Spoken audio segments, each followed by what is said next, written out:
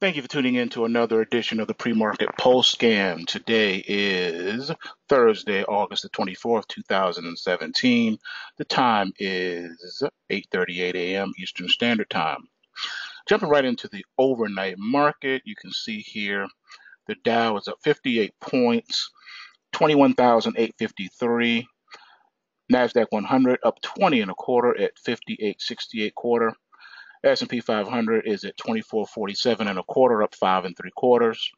Russell is up 5.9 points at 1373.10. Nat gas is at 294, and gold is slipping a little bit, down $2.50 at 1292.20, and crude oil is down 20 cents at 48.20, and your bonds are at 156.07, down 9/32. The euro is off 22 pips at 118.14, and your dollar is holding steady up 10 ticks at 93.24. So still holding on to the 93 handle in this dollar. Basically, for the most part, we're still consolidated. Nothing's really moving in the metal space, as you can see here. Let's take a look at what the pulse waves have to say about this morning. Well, on the gold future side, we do have a crash alert, unfortunately. And silver is broken. It has both rally and crash alerts. So we're going to break one way or the other as far as these metals go. But let's look at some other notables for crash alerts for today. We have natural gas futures with a crash alert. Apple has one, so does AG. So does Bitcoin. So does Cobalt again, CIE. So does dry ship. So does the Japanese yen on the equity side, FXY. Let's see here, GDX, GDXJ, GLD, JNUG, Nugget, NVIDIA, Veritasium, and US Steel. Also the silver spot. All these are showing crash alerts for today.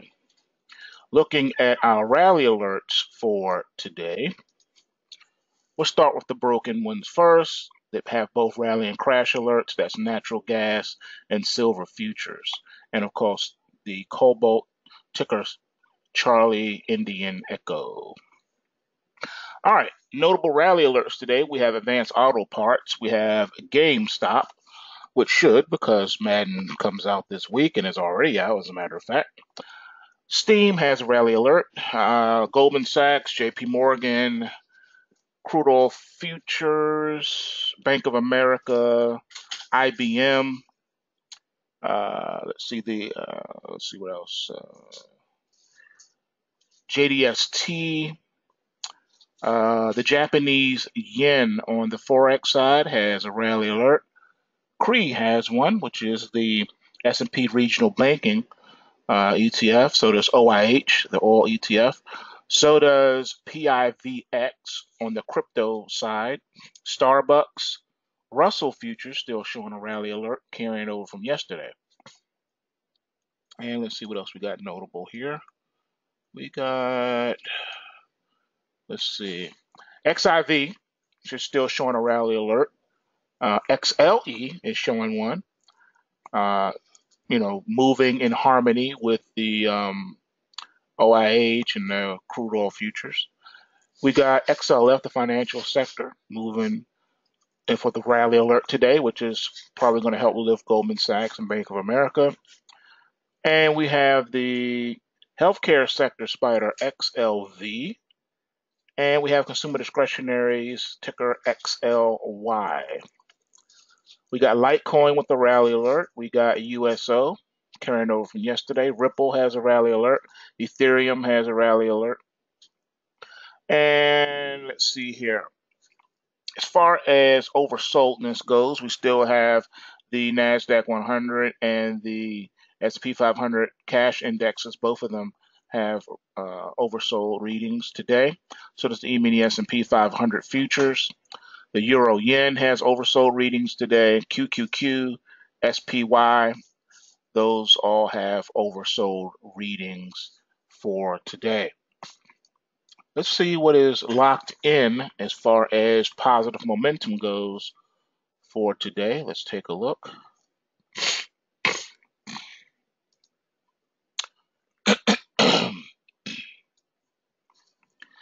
All right, we're still showing that quite a few of these have locked in momentums, even the ones with crash and rally alerts as well. So you want to keep a lookout for that. There are 11s all over the place here. Walmart, for instance, is still showing locked in bullish momentum for now. Cone has it. Let's see. Dash is showing locked in momentum right now. Let's see. MyGen is showing locked in momentum right now. Knick-Knack Paddywhack is showing it. TLT. Let's see what else. The US dollar index on the futures side is showing locked in negative momentum still. And as far as trend goes, we're still in a baby downtrend. All right. Baby downtrend / corrective mode. So you're not long. You're not looking for longs. As long as that 2 is still in the uptrend column, you're not looking for longs. Basically, all rallies are looking to be possibly sold. That's where you are right now in the dollar. All right, so those are the things of note. Let's lock in. Let's look at this negative momentum side real quick. Let's see. We got AG. Nope, take that off. That's not one. Take that off.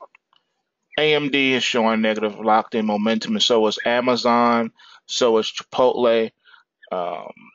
If you go back and look at your previous weeks here, the system has been locked in on this Chipotle, man, just big time. Big time on the downside. So not showing that is going to end anytime soon. We have absolutely no positive momentum readings whatsoever in Chipotle. None. Everything is negative. And you're in a stage 1 right now as far as that bear market is concerned. So that says and suggests that it has a lot further to go to the downside. All right, a lot of things can happen right here. Momentum can pick up even more so. All right, that's pretty much it. Oh, the silver, silver miners ETFs, SIL and SILJ, are still showing locked in negative momentums as well, with no positive momentum readings. AG is another ticker symbol that has no positive momentum readings whatsoever. All right. The Aussie dollar on the Forex side has absolutely no positive momentum readings, which is very, very interesting. Nintendo has no positive momentum readings, even though you're in a 70, which is a bull trend. All right. So the trend has basically come to a halt. Let's look at a few examples of these since we're on it. We're going to start with the Aussie dollar. So let's go ahead to the chart and look at the Aussie. All right. And I'm going to pull up our weekly chart. All right, here we go. So in this situation with the Aussie, you are in a corrective stage of the market right now. In other words, in the grand scheme, which you really can't see with this chart, but it's basically saying that the bearish part of the market is still in recovery. So you shouldn't be looking to short anything, but we do have a baby bull. So the market has a baby bull locked in situation as far as trend is concerned, but there's no momentum behind it. The momentum is not locked in, so that means this upsurge is not guaranteed to continue, and then you've already started pulling back. So what you want to see is when the market is trending like this, when it's breaking out like this, you want to see your locked in momentum readings. All right. Now, when the market took off, you see it's been above the weekly momentum line, but it's not showing true locked in momentum. See, that's why I stress following the algorithms over, versus looking at a chart. The charts lie. That's one thing people have to get into their heads. It's tough to believe and understand that. But in this new age of market environment that we find ourselves, these charts are virtually useless. Seriously, at the end of the day, these charts really, for the most part, are useless. The only charts that really matter are the algorithmic charts, which I can't put it on the screen because A, it wouldn't make any sense to you whatsoever. And it looks nothing like this. It looks crazy. And you wouldn't be able to understand it. So why even put it up there? This is what people are used to seeing. This is the best way for me to show you the price action. But this right here is nothing. It's what the algorithms tell you, which lets you know where the markets are headed. See, if you were following the pulse waves, it would have let you know that, yeah, go ahead and enjoy this breakout, but trail it with a tight stop because the market will pull back unless we get a locked in reading. And on your weekly sheet, we do not have a locked in momentum reading this whole time. So that should let you know that your upside was limited. And that's what happened here. Your upside has been limited. Now, it's funny because up until last week, up until Friday, last week Friday, the market ended the week with that positive momentum, and then it's come off since then. So it lost the locked in reading for this week. All right. So all I can say is stops are so important.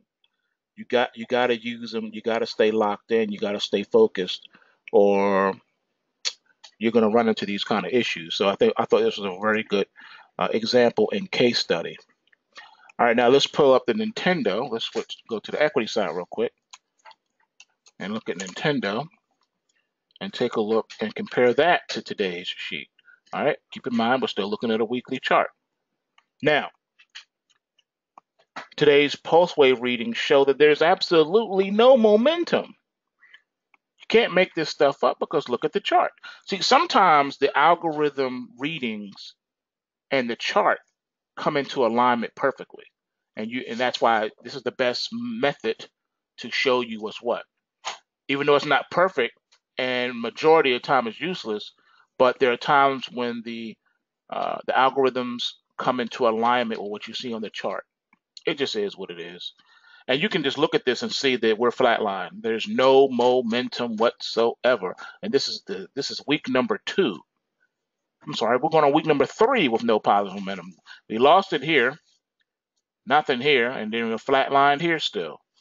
So Nintendo is stalled out temporarily. Now, the complexion of the market is still bullish. We're still having price action top side of the Kumo cloud. But again, there's just no momentum there. All right. And we're picking up activity of large institutional money taking a possible short position here. So be careful and watch that. Okay, just watch that. Watch what's happening in this one. So if it breaks to the downside all of a sudden, you'll know what's up. Okay, so just keep your eyes and ears open for Nintendo because it could break without warning. And if that happens, you're going to want to be prepared. All right. If you're long the stock, trade accordingly.